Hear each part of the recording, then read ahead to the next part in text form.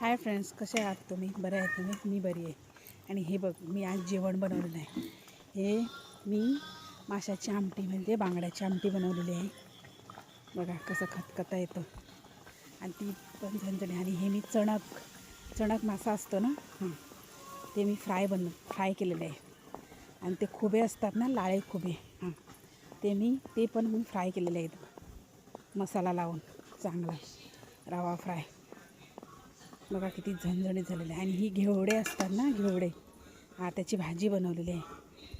मसाले भाजी, मिरची पावडर त्याच्यात ॲड करून मी भाजी बनवलेली आहे. आणि ती अशी खायला छान लागते, चटचटीत.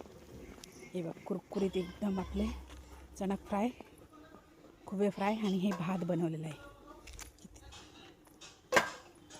एकदम